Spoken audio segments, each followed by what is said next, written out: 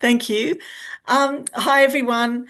Look, welcome to the series of philosophy talks called The Meaning of Life and Other Inconveniences. And let's face it, the meaning of life is inconvenient sometimes, depending on how you define that term, which I did in the very first talk with David Wills late last year. Today, we're going to discuss post-colonialism and the philosopher Jacques Derrida with Associate Professor Sean Meighoo, who, as Luciana said, is Chair of Comparative Literature at Emory University in the USA. He is author of The End of the West and Other Cautionary Tales, and has recently published Post-Colonial Derrida. Sean, congratulations. It's a great book and it's a really interesting read. I absolutely loved it. In the past 15 years or so, you've been thinking about the issue of colonialism and race in relation, per se, but also in relation to the French Algerian philosopher Jacques Derrida. Now, for those in the audience who don't really know who Jacques Derrida is, let me just say that briefly, he is arguably one of the world's most famous philosophers of the late 20th century. He was originator of the term deconstruction, a term that has moved into common parlance with pop groups such as Scritti Politti, also mentioning Derrida and deconstruction in their songs. And also next time you hear the term deconstructed Pavlova on Better Homes and Gardens, think of Derrida. He divided the academic world into those who love him and those who hate him because he challenged and upturned traditional philosophical thinking. And to set the context for our discussion a bit more, Sean, as you quote him in your book, Derrida describes deconstruction in this way, quote, "One of the gestures of deconstruction is not to naturalize what is natural, to not assume that what is conditioned by history, institutions, or society is natural," unquote. So in other words, Derrida uses certain strategies and tactics to make what we think or feel seem familiar. What we think and feel is familiar, he makes them unfamiliar. And some of those tactics include challenging Western philosophical thinking by exposing its artifice and context. And there are various means by which he does this, which we won't go into today because I want to talk about Sean's work, but this is just a context for Sean's work. So now, Sean, you say that your new book is a companion to your first book, and your first book is called The End of the West and Other Cautionary Tales. Now, we're going to talk about your ideas in post-colonial Derrida in a moment, but let me read for everybody the summary back cover of your book, The End of the West, again for some context. And it says, most historical accounts of the West take it for granted that the guiding principles of the Western tradition, like reason, progress, and freedom, have been passed down directly from ancient Greece to modern Europe, evolving in isolation from all non-Western cultures. Today, many political analysts and cultural critics maintain that the Western tradition is fast approaching its end, for better or worse, as it becomes more and more integrated with non-Western cultures in an increasingly globalized world. So in Sean's new book, in his new book, Meighoo extends further the critique of the historical accounts of the West by exploring the effects of post-coloniality through diverse philosophical and literary figures. So Sean, that was your first book. And I'd like to begin this talk by asking you to summarize your recent book, Post-Colonial Derrida, for our audience here today.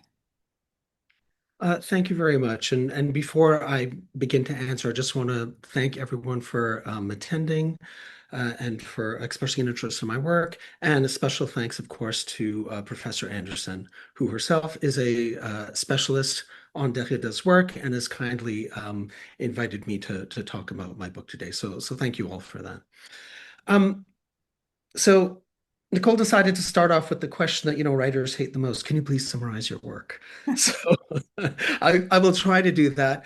As Nicole gave a pretty good sketch right now, I'm trying to put the work of the philosopher Jacques Derrida into conversation with a field of work called post-colonial theory. So these aren't equal. It's not a figure-to-figure book. It's not a field-to-figure book. They're in many ways disparate bodies of work. But in my own work on race and colonialism for 15, 20 years now, um, I find myself returning again and again to Derrida's work.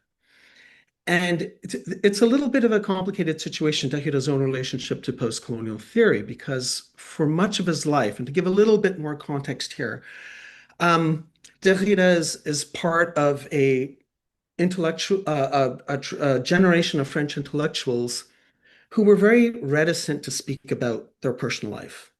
And for very good reason, because part of what they were resisting, and this has something to do with the very first thing you said, Nicole, about Derrida wanting to call attention to, in a sense, what seems natural to us, he wanted to make unfamiliar again, to denaturalize it.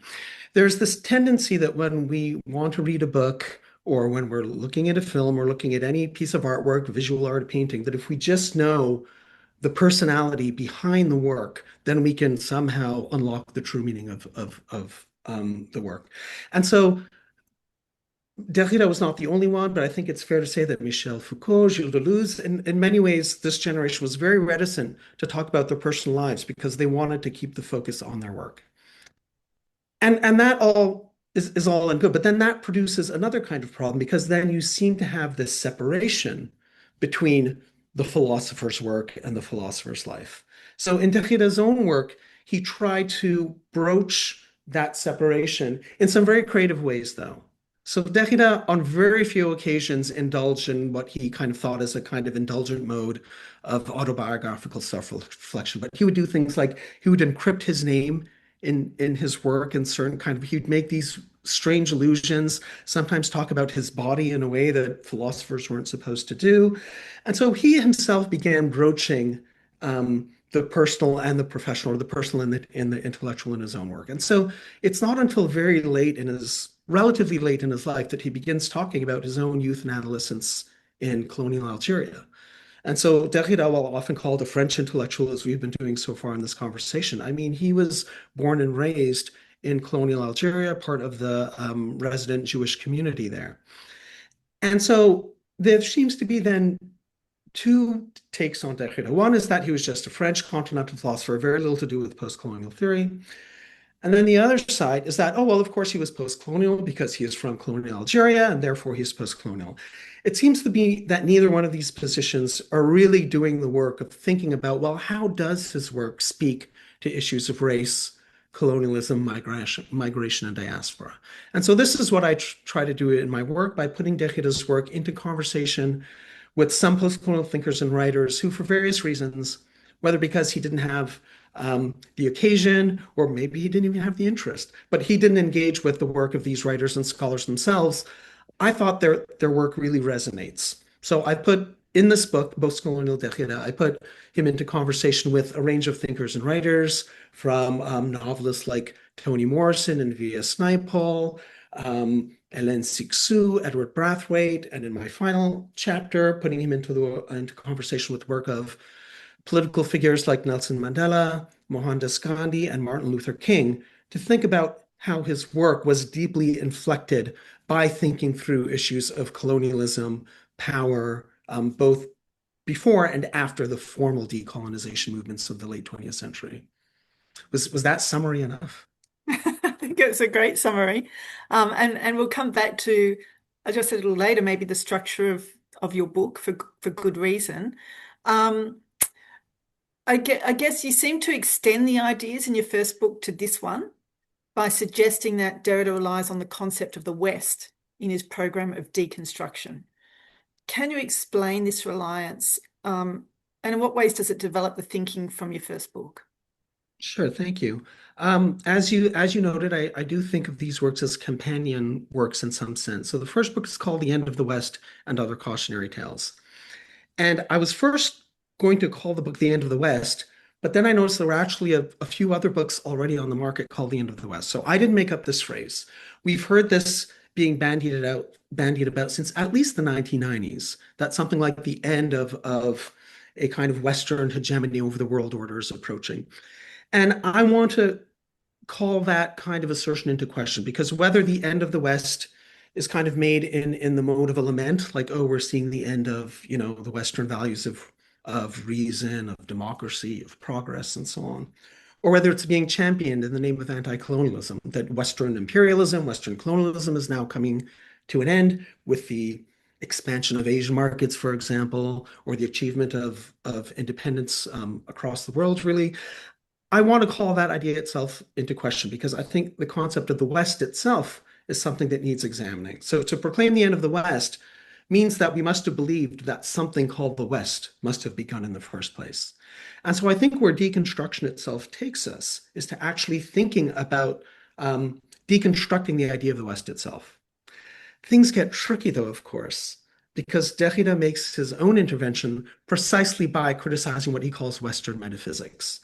And so there's this tension in Derrida's work then, while he himself seems to appeal to the concept of the West, um, he also gestures towards, I think, a much more interesting line of thought, which gets us to question this idea of the Western tradition altogether.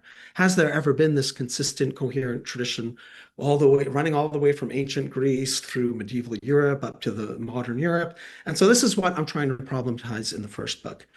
In the first book, it may have seemed that I may have dismissed Derrida a little too quick, although it's one of my longest chapters in the book, I want to point out. But Derrida is obviously a very important thinker to me. And that first book, I thought I was done with Derrida in that first book, and I wasn't. I keep on returning to his work over and over again to think about issues of race and colonialism, even though he's not, widely considered a post-colonial thinker. And so this second book was actually not first thought of as a book. It was a few different engagements. Some of them were conference papers, some of them were unpublished writing. And after a while, I realized that, I was kind of um, tracing a line of thought or deconstructive thought in Derrida's work that I thought needed to be kind of put together. And so that's how the second book came out.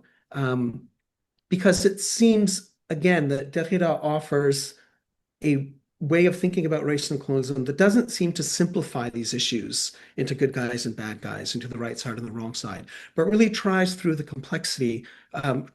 through the complexity of our situation today, living in a post-colonial world, meaning that not that colonialism is over and done with, but colonialism has formed a part of our contemporary world, and there's no going back to a pre-colonial past. And so how do we grapple with the reality of the plural, multiple inheritance of colonialism that we all, in one way or another, whether willingly or not, have had to accept.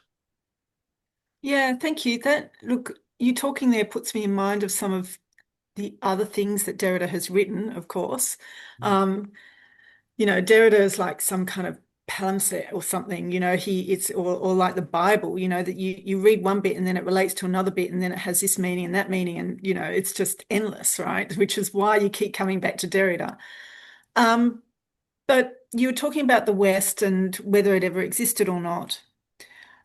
And it put me in mind of what he says. He says something in an article that he's written called Eating the Other.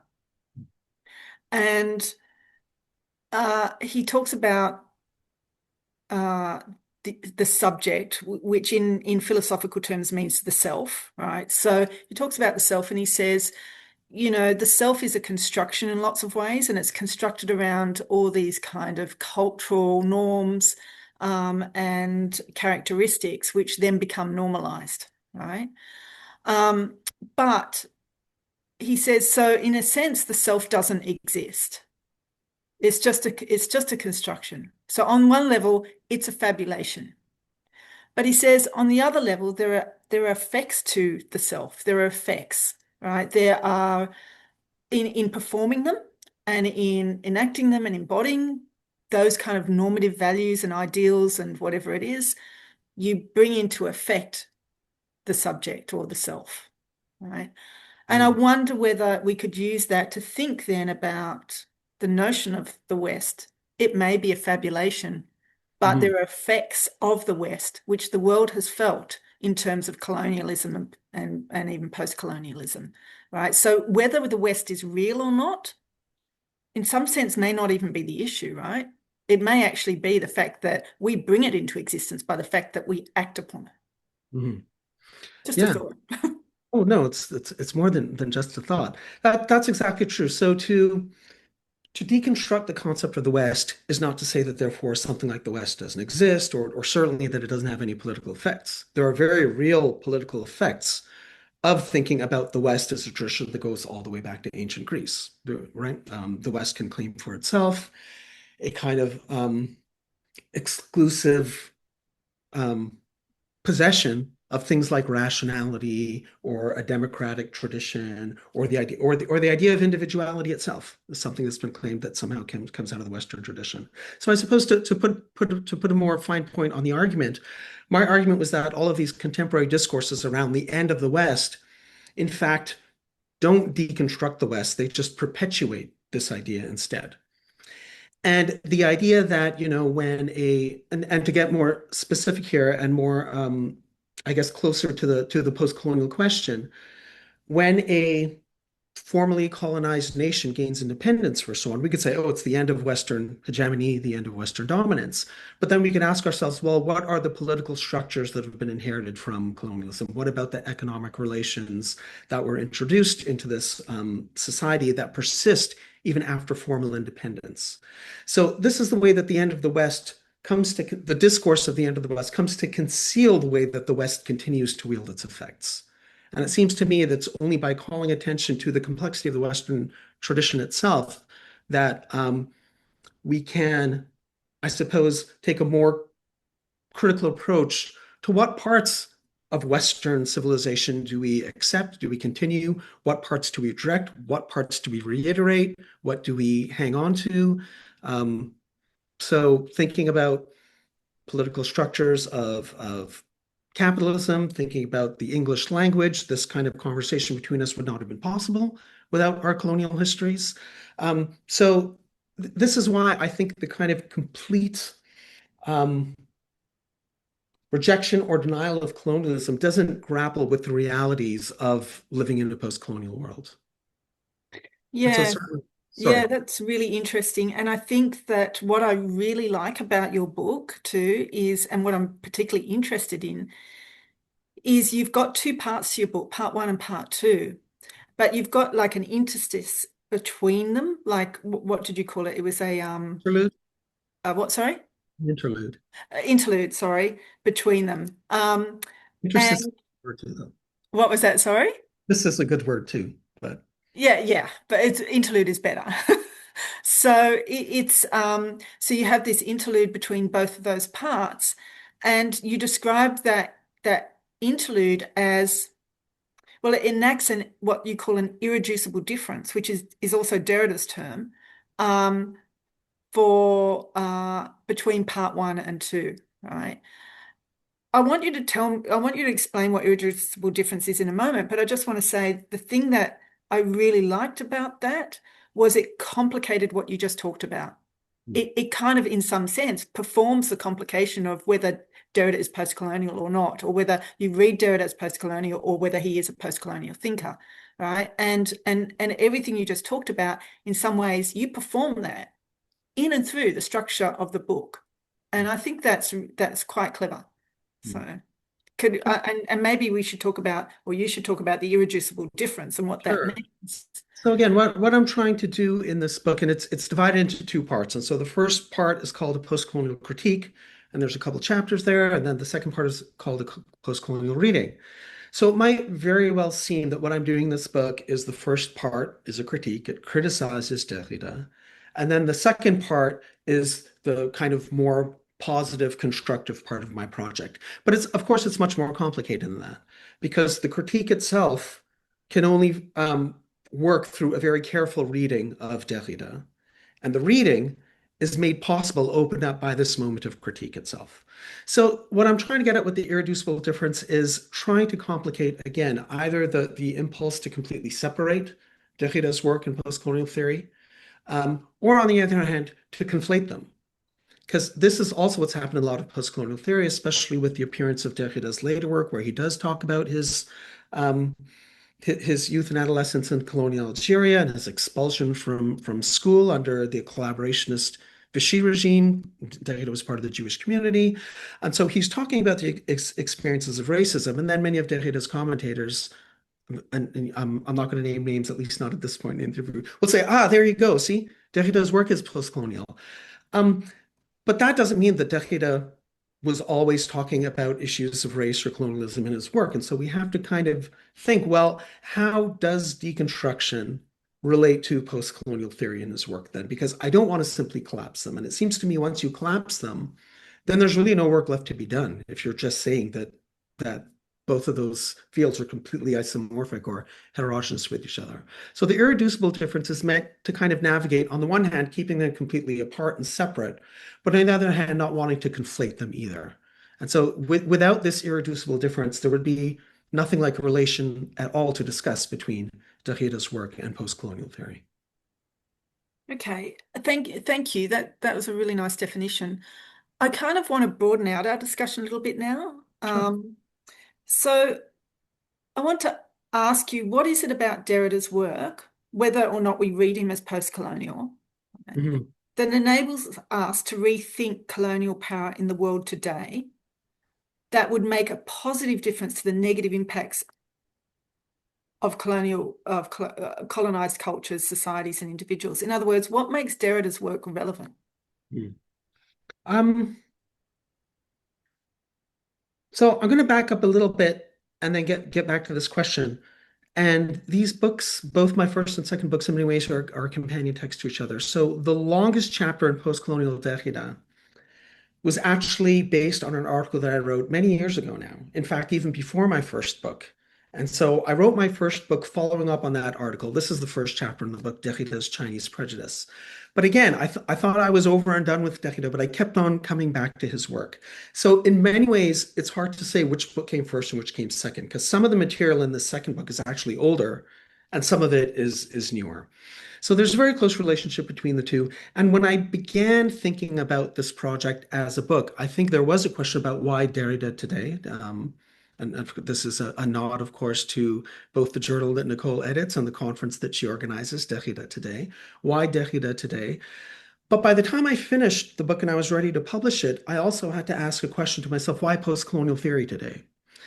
So in the in academic discourse, and I think a lot of public discourse today as well, there's this idea that, the age of high theory is over, and that the immensely difficult and needlessly complicated work of Derrida and a handful of other thinkers, Foucault, Deleuze, Cixous, Irigaray, and other French thinkers, that age of high theory is past, and we had our fun, and now we have to get down and seriously think about politics again. Part of what I'm interested in doing in this book is to show how both Derrida's work on one hand and postcolonial theory on the other, as hopelessly complicated as they are, is actually speaks to our contemporary situation, because our contemporary situation is not simple and it is not easy. And in fact, we need a kind of subtle way to think about these concepts if we're going to have any effective political interventions to make. So far from thinking that theory prevents us from making effective political interventions, part of what I'm arguing is that it's only thinking through these very tough theoretical questions in Derrida's work and in postcolonial theory as well, that we can actually think seriously about the legacies of colonialism in our contemporary world without, again, falling into a kind of apologetics for colonialism, but also without pretending to refuse and pretend that somehow we haven't ourselves been shaped as subjects by colonialism.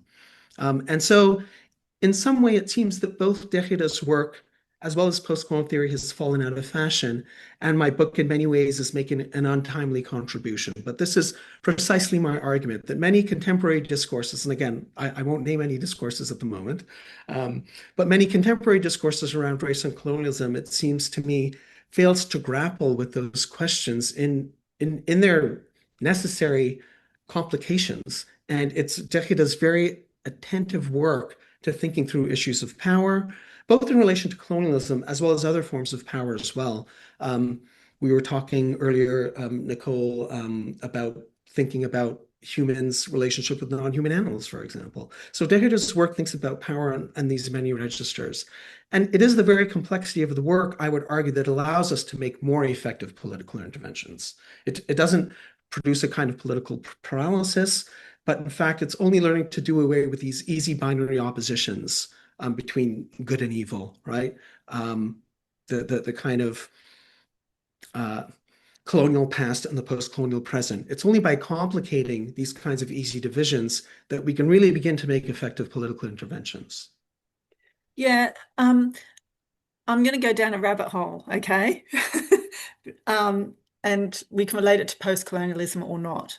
But it's you do talk a bit in your book about theory and I guess the university and what theory is for in some sense. Mhm. And you just mentioned then high theory, which would be, French intellectual theory, which you referred to. That's one example of it. And but I want to suggest that there's a connection between high theory with a capital T and theory generally with a small t, right? So, and I want to make that connection because I think that what's really important for us to recognize is that all of us, whether we've got a PhD or not, whether in academia or not, are theorizing about the world around us, right? And and then when you theorize, you kind of make predictions about the world around you, or you start to try and interpret the world around you in certain ways, either political or ethical or social, right? It's a way of understanding that world and creating your reality. And science does it. Without theory, there would be no, E equals MC squared. There would be no string theory. It's all based on, our observations of the world or our experiences of the world or our speculations about the world. So I think what, and this is what I agree with, it allows us to have political interventions. So when we just every day theorizing about the world and we go, actually, that's not a good thing that's happening there. So how do I speak to my politician about making that stop to create a better reality, a better community?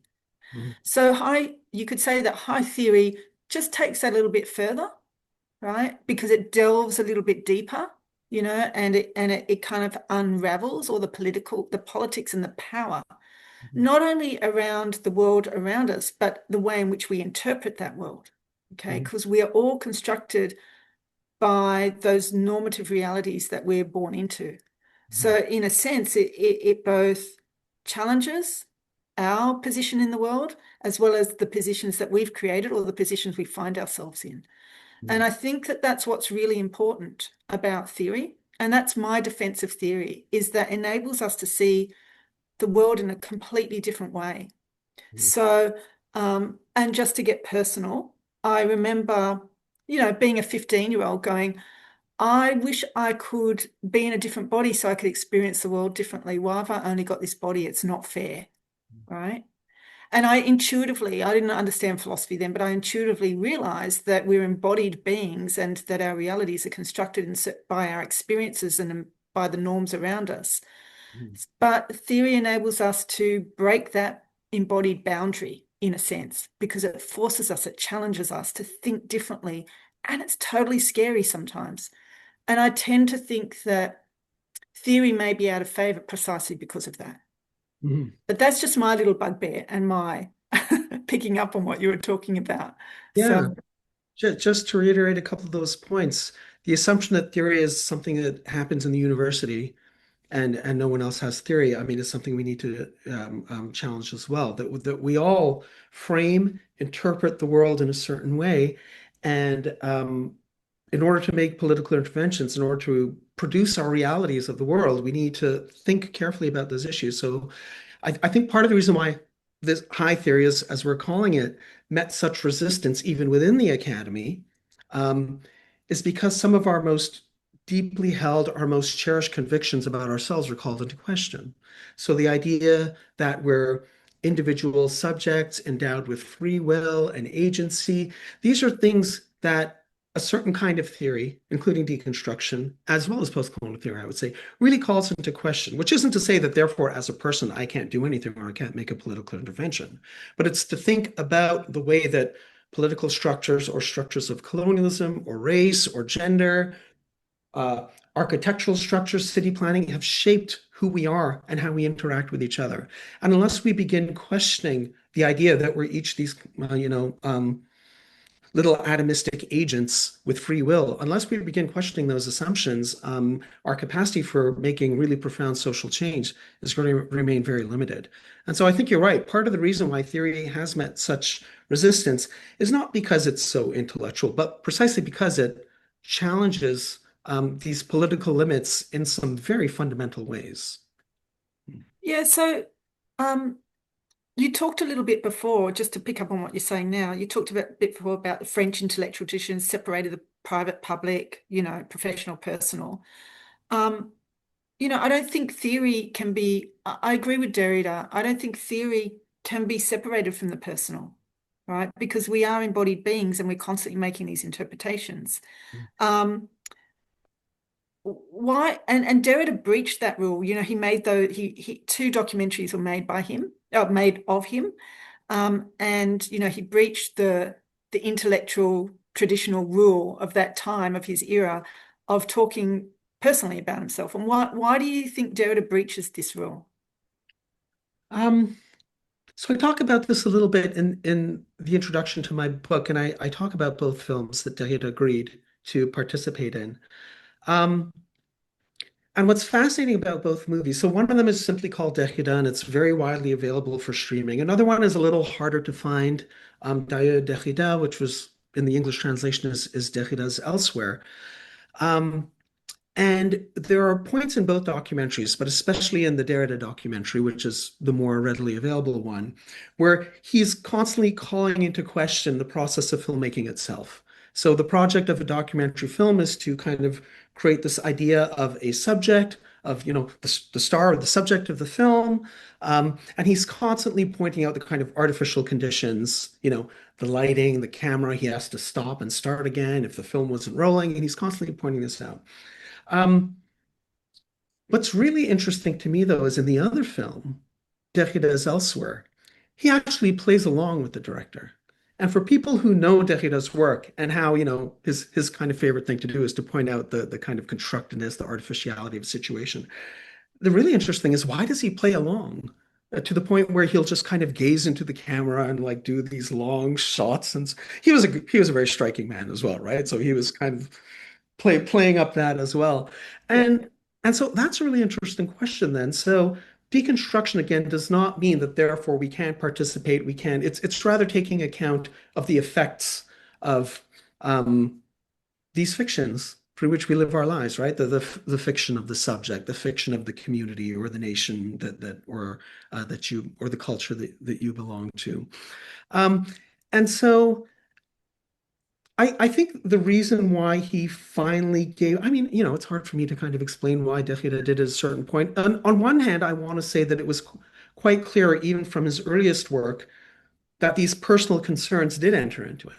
So in Derrida's earliest work, the kind of criticism that he's making of Western metaphysics, even though I kind of problematize that in my work, at the same time, he's obviously picking up on anti-colonial thought. And so this is the other thing I just want to touch on. When I talk about the French intellectual tradition, I don't want to pretend like they invented all of these ideas as well. When you think about the 20th century and the kind of radical political movements around colonialism, race, gender, sexuality, the environment, um, these political movements call these classical philosophical concepts themselves into question. What is a subject? What is identity? What role does difference play in constituting something like the self or identity? And so Derrida was, I think, responding to all of these different discourses around him. Um, and he did, I think, finally become more open to it when it um, I think became an impediment, or I should say, when it seemed that, again, this separation between the professional and the personal seemed to be taking constructing another kind of mythology in that sense. And so there's a point in one of those documentaries, again, in Derrida, where he refers to Heidegger, another philosopher who is very important to Derrida. And Heidegger's idea was that, the only thing you need to know about a philosopher is that he was born, and I'm saying he on purpose here because we're talking about Heidegger, that he was born, he lived, and then he died. That you don't need to know anything about the philosopher's personal life. And Derrida was obviously very uncomfortable with that as well. And so again, it's this um, it's neither wanting to completely separate the philosopher's life and the philosopher's work, but also not wanting to make it seem as somehow you can read the person of the philosopher behind their work. There's always a very complicated relationship between any particular author and their work. And I think this accounted for why Derrida would play with that relationship. He never gave, so even in those documentaries, I'm sure you will recall this, Nicole, there's a moment when the directors ask him, "Oh, so how did you and his partner Marguerite? How did you and Marguerite meet?" And he said, "I'm not going to tell you that." So he keeps the right. He doesn't fully indulge that impulse to want to learn all about the person. So he never completely gives in, but he certainly problematizes this idea that the philosopher is simply born, lives, and then dies, or writes, I should say. Sorry, born, writes, and then dies. Yes, and yet Marguerite was right next to him when he said that. Yes, And yes. there's the kind of irony and the tension, right? And they But look but at each it's other, also, huh? and then they look at each other, and Yeah, exactly.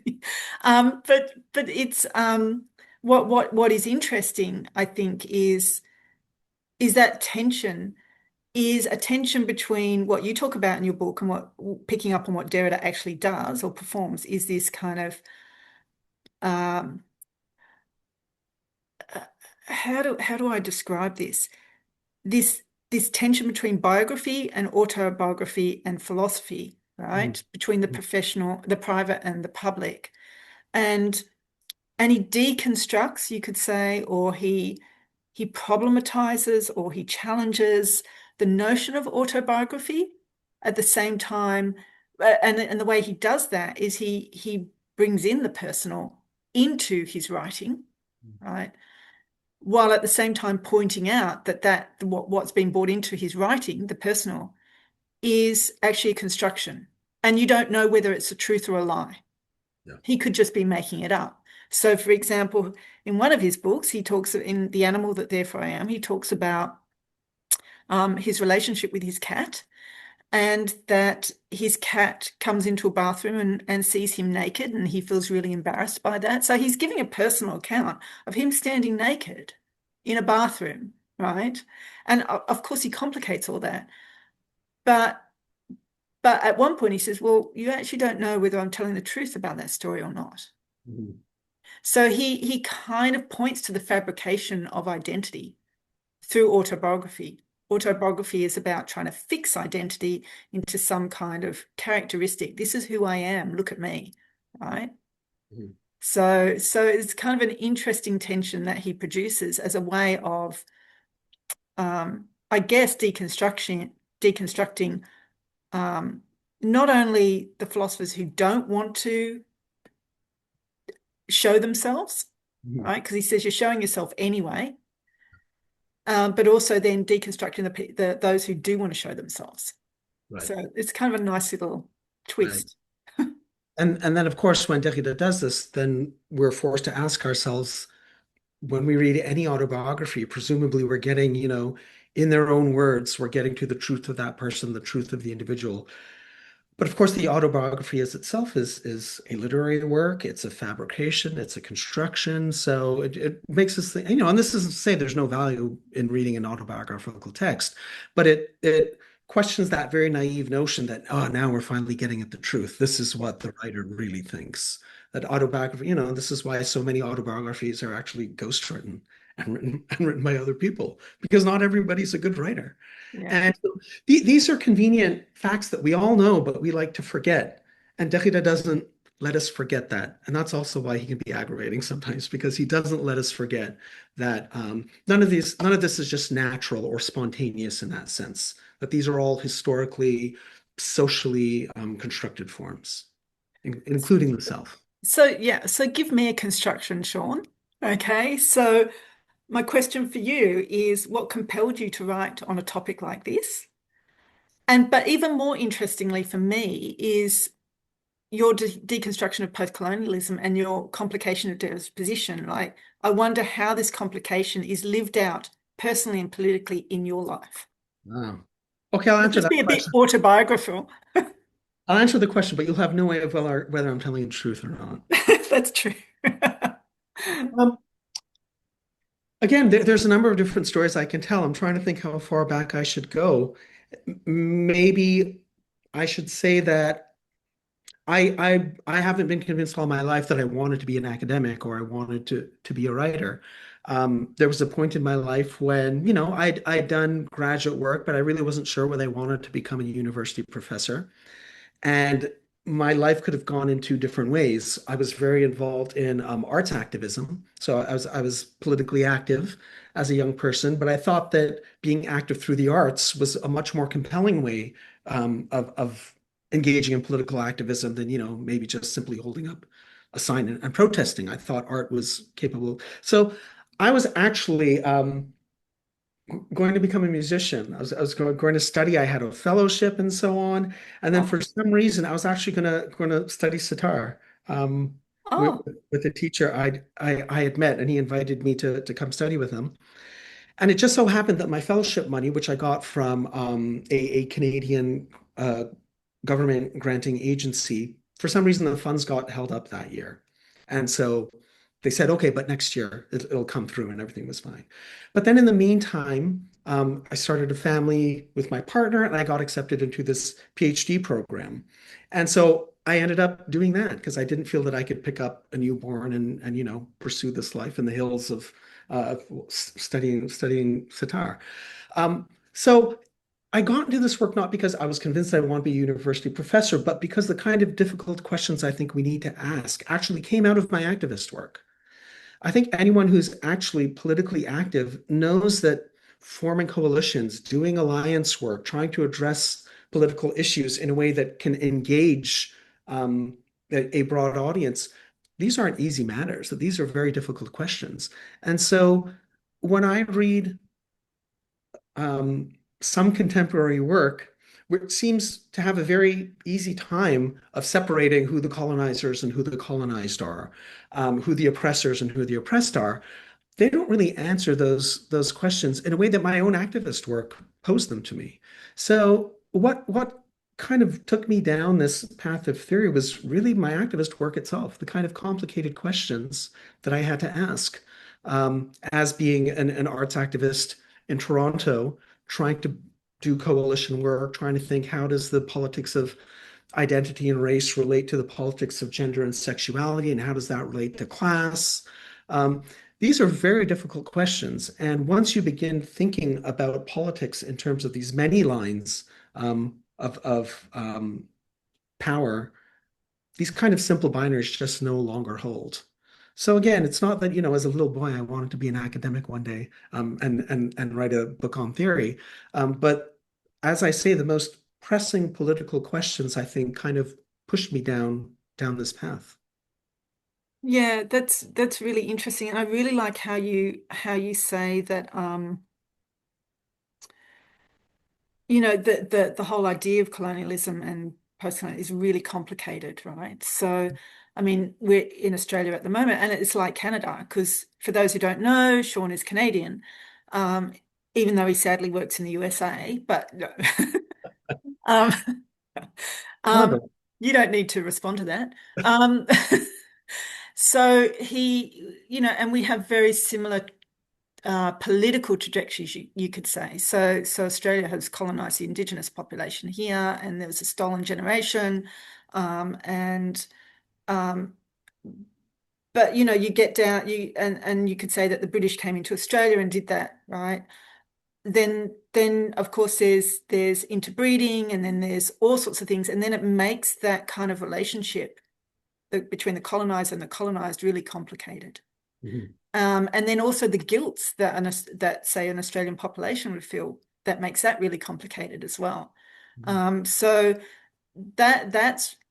that's something that needs to be thought through, right? And the psychology of that on a nation is really difficult, right? Because it can stop you from progressing, right? In your thinking around this and solving the issues or not. So yeah, it's interesting. I, But I will indulge and wax autobiographical here then. okay. Um, Speaking about the complicated relationship, so yes, I'm from Canada, of course, but then the question about how do I relate to the displaced Indigenous peoples of Canada as myself, a kind of child of indentured laborers, or I shouldn't say a child, but a descendant of indentured laborers, So my ancestors were indentured laborers in Trinidad after slavery was abolished. A system of indentured servitude was, I mean, it had existed before, but then it kind of became, it came to replace slavery in many ways. And for various reasons, my family, my parents ended up moving to Canada. So how do I think about my own very complicated relationship as a descendant of indentured laborers who were themselves subjected to not certainly free labor. Indentureship is not free labor, but it's not the same as slave labor either. Mm. Being brought to Canada as part of this diaspora on land that has been stolen from Indigenous peoples. How do we think about these relationships? There's no, again, clear um, white, black, colonized or colonized. It's much more complicated than that. It seems to me that the theory we're working with has to be able to address that complexity, or else, it's not really doing much work. And I think that the way you do that in your book is fabulous, and bringing Derrida to do that, to think through those complications, is really important. So well done on such a really important and a great topic. So I might leave it there because we've been going an hour Yes. almost. So and I'd like to take questions from everybody, but can we all thank Sean for his wonderful responses to the questions, and to just being here. It's wonderful. Thank you. Thank you. So has anyone got any questions? Oh, isn't that nice? People are clapping. So has anyone got any questions for us?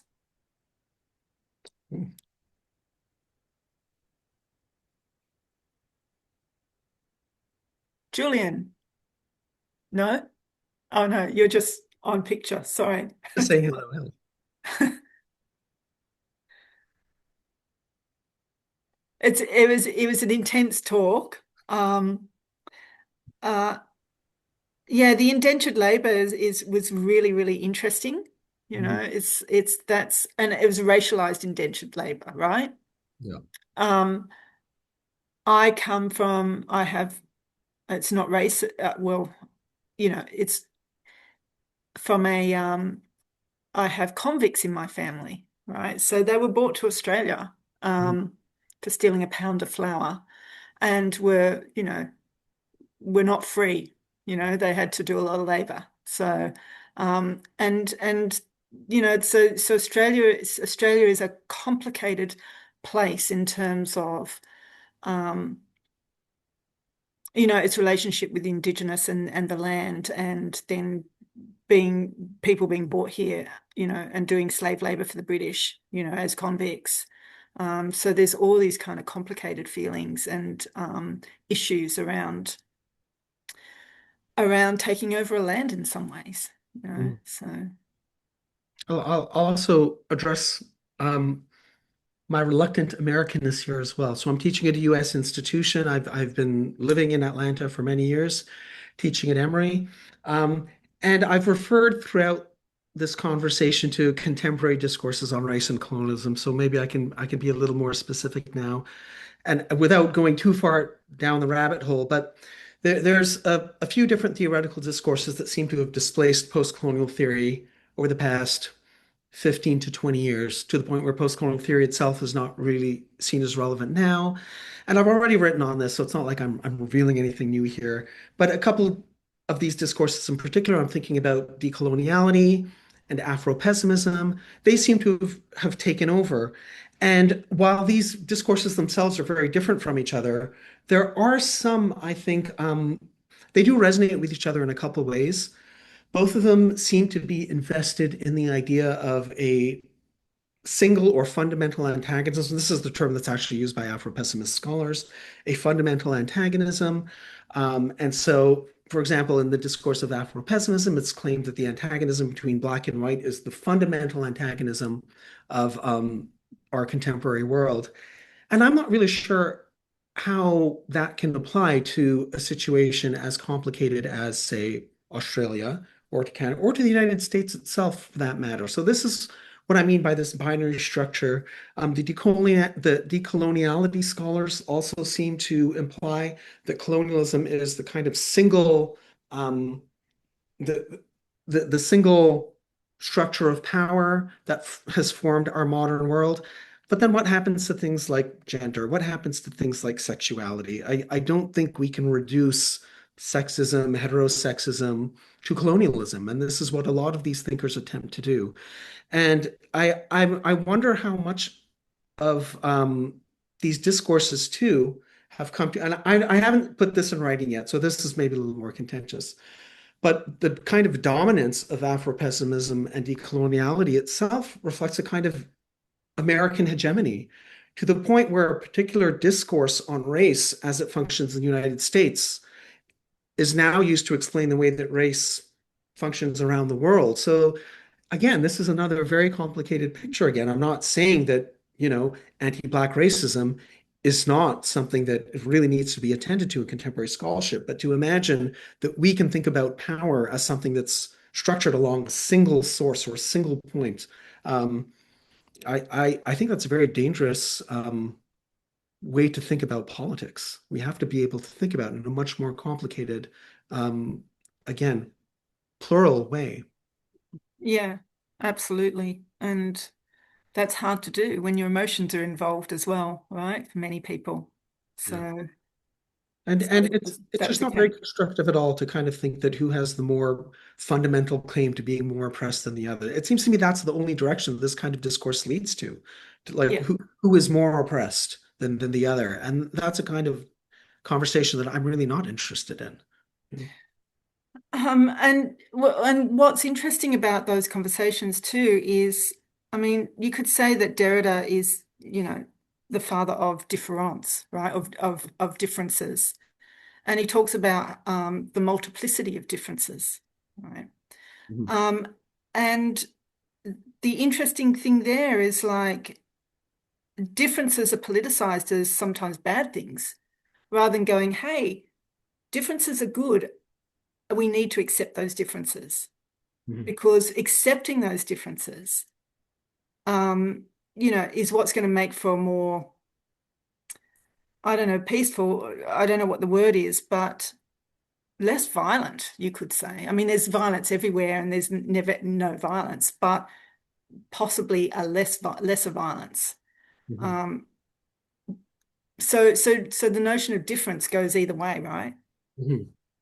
There's the kind of difference that can be used again to shore up identities and different parties, different camps. But then there's a différance where we think that difference never just works along one axis. That That's right. difference is always the play of differences, Yeah, the production of difference. Yeah, of yeah, that's right. And that in itself gets complicated, right?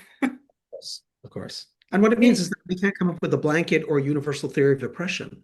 That each political intervention that we're trying to make requires, again, a very kind of careful calibration of the way that power is organized in a certain situation. And so what might seem, um, and in a way, this is the kind of, political lesson of deconstruction. What might seem to be the correct or the proper political intervention at one moment may be completely wrong in another moment or in a different cultural space. And this is precisely what makes political intervention so difficult, but also so necessary. No, you're absolutely right. And that's where Derrida's notion of context comes into play, right? And is really, really important, because it's contextualized. But yes, you're right. Does anyone have any questions? Julian, can you can you unmute yourself? Unmuted. All right. I'm unmuted. That's good. Okay. I'm doing this on the phone. It's a little bit more complicated. Yeah, I'm just thinking through that idea of the layers, sort of the complexity of colonialism and power. Thinking, I mean, you mentioned your context in Canada, and then Nicole spoke about how Australia is complicated that way, and just wondering whether, that's the promise of intersectionality or intersectional thinking. That sort of scholarship gives us a way of trying to unpack how power operates through complex layers of privilege or powers. I mean, in what way that might relate to or operate as a tool to navigate through that kind of space. Thank you very much. That's what I also find so concerning about the kind of recent dominance of these new theoretical discourses, because they seem to abandon an intersectional approach. And so, over the course of the 80s and 90s, especially in Black feminism, but also post-colonial thought and Latin American thought, this idea of the intersectionality of power was very crucial. How do we think about these different vectors, these different lines of power that are certainly related, but they can't be collapsed into each other either? How do we think about them together? So, in other words, one can never experience race as an ungendered subject, or one can never think about sexuality apart from culture, community, language, nation. Um, so that's a very important, I think, way of thinking about power that, again, it concerns me. In recent theoretical discourses, there seems to be a shift away from thinking about intersectionality. And I think that's crucial to thinking about power, that not only does intersectionality complicate the way we think about, say, race and colonialism along one vector and gender and sexuality in another, but also how even if we think about, say, gender and sexuality before, so to speak, we think about race and colonialism, those issues are much more complicated.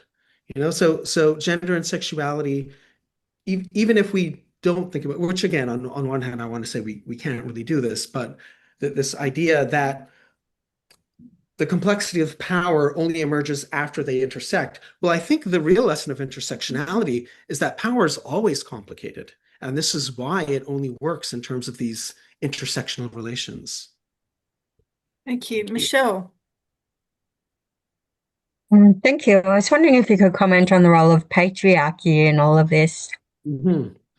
Um, yes, thank you very much. So part of what I think I find very interesting about postcolonial theory as well is so postcolonial theory has never been a term that's been liked by many people. It's always been under dispute. Does postcolonial means that colonialism is over? Um, but postcolonial theory, when it emerged in the 80s and 90s, um, not only was critical of colonial discourse, but it was also critical of anti-colonial discourse.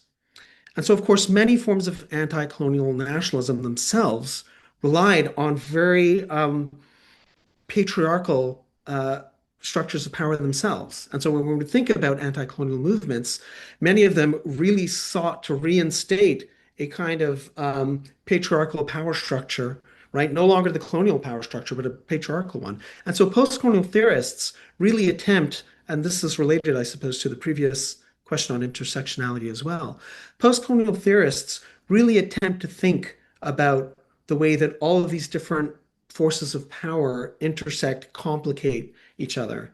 So it seems to me again, and the question of patriarchy, I don't think can be simply reduced to the question of colonialism.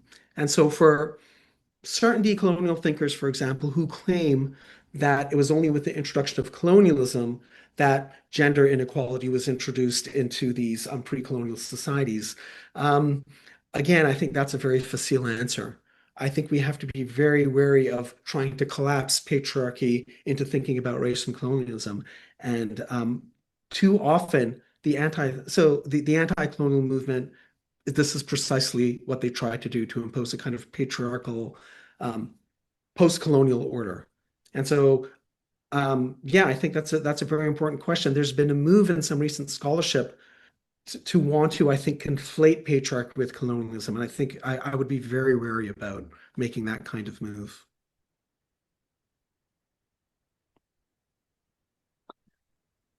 Thank you. Okay, well, if nobody's got any more questions, I think Sure. we should wrap up. We've been talking for an hour, which and again, I want to thank Sean for agreeing to do this. It's been wonderful to have him and to hear his thoughts. Um, and thank you everybody for coming along. Really appreciate it. Thank Thank you. you. Thanks, everybody. Thank you, Sean, and thank you, Nicole. That was an excellent discussion. And I hope everybody else enjoyed it as much as I did. I'm going away with a lot to think about. It's really, really good stuff you do. So thank you. Thank you both. All the best to you, Sean, for the rest of your trip in Australia. And if everybody, can everybody let me know if they don't see in the chat the link to Sean's book? and I will email that to you. But if you can quickly copy that in case you want to buy any of his books, I highly recommend them. I haven't read them yet, but I'm going to go away and buy them. All the best to you, Sean. It's been really wonderful. Thank you, everybody, for coming. Thank you. I, Thank I, you. Can you hang on for a sec, Luciana and Sean yeah, and Julian? Is that yeah. okay? Thank you. And for everybody besides Sean and Julian and Nicole, I will be emailing you. Well, for everybody, actually, what am I saying? I'll be emailing you the recording of this. Thank you so much for supporting Manning Clark House and being here with us tonight and being so flexible and changing. And we look forward to seeing you again soon. Thank you, everybody. Bye bye. Thank you.